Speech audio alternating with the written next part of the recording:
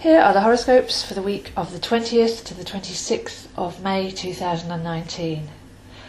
So we're coming out of the Scorpio full moon, which was on Saturday, and now we're in the waning moon phase, so there's plenty of activity this week to do with letting go, releasing, peeling back even more layers.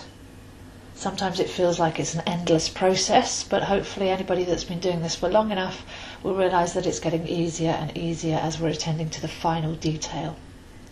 So Scorpio is deep magnetic water. It does tend to bring up the opposite of Taurus, which is what a full moon is, bringing up from the depths of our subconscious the opposite of the solar energy that we're experiencing, so that we can cleanse at the full moon time. So Taurus is all about presence and gratitude and love of nature, love of life and all the good things, sensuality, energy, nature, food, music, friendship, and things are generally easy at this time of year.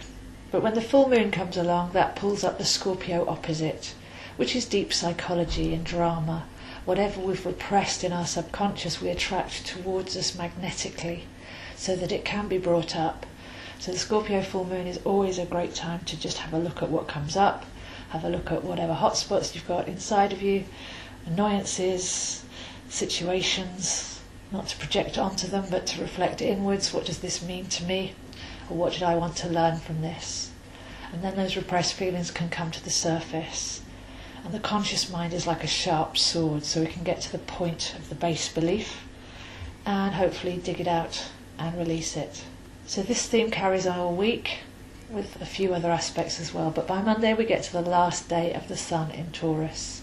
And because we've got Saturn and Pluto retrograde in Capricorn, this month of Taurus has been very much about stripping back and reprioritising to find the core of our being and to let go of any density, any false belief, any emotional program that's been running too long and is ready to go now, so that we can feel lean and fit and ready to step forwards as we go into Gemini. So on Monday, have a look. Are there any last energies that you need to attend to? Any issues? Anywhere where you can turn your sharp mind to attend to those subconscious feelings that are coming up? And treat it like a fitness program, really. Where can we actually attend to that work? Voluntarily, with Saturn and Pluto retrograde. Take it inwards, voluntarily go to the core, so that we can return lighter and brighter and able to flow more easily in our lives. Because by Tuesday we have the Sun and Mercury meeting in Gemini, and Mercury is the ruling planet of Gemini, so we've got a double boost of fresh Gemini energy coming in by Tuesday. It's very bouncy, it's very lively, it's very communicative, it's very inquisitive, but can be quite mental. So the workshop through Taurus is always about heart presence and being in the present moment, so that when we do step over the threshold into Gemini, we don't get caught up with distractions and mental puzzles. But the speed does tend to pick up, so hopefully if we've gone and found the core of who we are, where we're really coming from, we can build outwards from there, rather than being pulled in many different directions, as the energy starts to flow more quickly. So looking at our thoughts, our intelligence as we go through the month of Gemini, our real intelligence is felt in the cells of our body. The mind can hold two opposing beliefs at once. The mind can change its mind mid-sentence or mid-thought process. So whenever we're undecided or confused, the most effective way to actually connect with our intelligence, be able to discern, is to go in and feel what's right. And this way we can sense the difference between what we know and what we think we know. So that's part of the workshop that we have on Wednesday and going forwards, discerning the difference between what we think we know and what we actually know by going in and feeling into that inner intelligence and stepping back from the mind just for a few moments so that we can get that peace and quiet to go deeper. On Thursday there's a lot of awkward activity between Gemini and Capricorn, which is very, very necessary. Any awkward activity are actually helping us to attend to things, and I feel that this one will concern our attention span, because Gemini can get very spun out and want to talk to everyone and meet everyone and go everywhere and do everything and think everything, and it can be quite exhausting, especially with Mercury there as well. So have a look on Thursday at your depth, where superficiality and distraction is ruling your life and where you can go deeper. Do you have an attention span? Are you able to put the phone down and concentrate for prolonged periods of time on one thought process or one activity?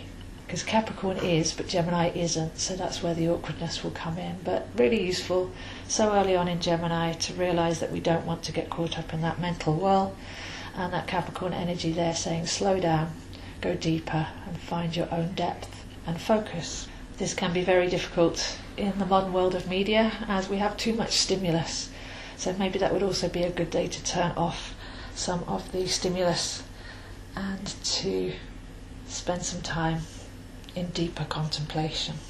By Friday it seems like quite a celebratory day, so to reconnect with that Taurian presence and gratitude and to dance with our heart and soul to appreciate life and the now is a good anchor point as we travel through the flitty witty sign of Gemini.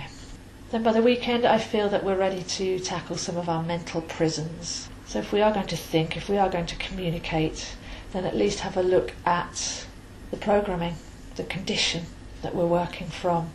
This can have us feeling very dense, very heavy. And Gemini does like to feel light and free. So while we are looking at the mind, is there anything that we keep thinking and doing and believing and acting upon that feels heavy, that's coming from an enslaved point of view really? Something we've been taught to think or taught to believe about ourselves or about the world. And can we challenge the base belief of that? Because in order to fly free, in order to live wild, we need to learn how to let go of some of the past paradigms that have either served their purpose or were never true to begin with. So all in all, we're coming into the very energetic, very mental, very lively sign of Gemini, not to forget the presence and gratitude of Taurus, the ability to get out of the mind and appreciate the present moment and to centre in our core selves. And there's that Capricorn energy still present for us to be able to do that.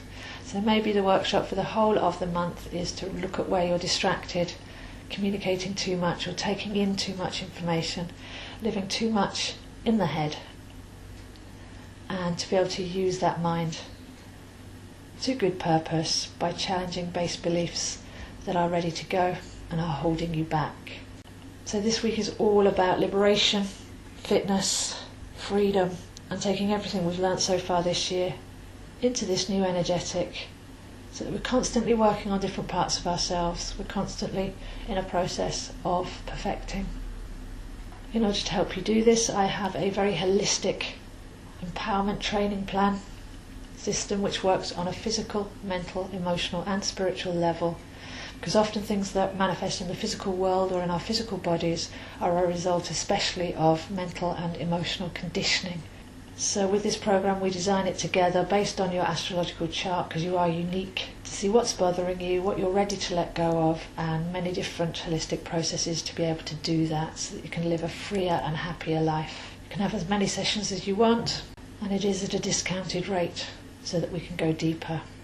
You're also very welcome to have a one-to-one reading. As usual, I'm available in person or online to look at the secrets of your soul plan, to give you that direction, to see where you can take all that you are and put it into a direction to live a life that feels purposeful and harmonious for you. And if you'd like to learn this for yourself, I have a number of online courses which you're welcome to do remotely or in one-to-one sessions with me. So whether you'd like to learn astrology, tarot, how to work more closely with the moon cycles, how to create personal ritual, or any of the other workshop material that I have on my website, www.astrozo.com, then do contact me, zoehines7@gmail.com, and we can design a custom training package for you as well. So those are the horoscopes this week, and I'll see you next week.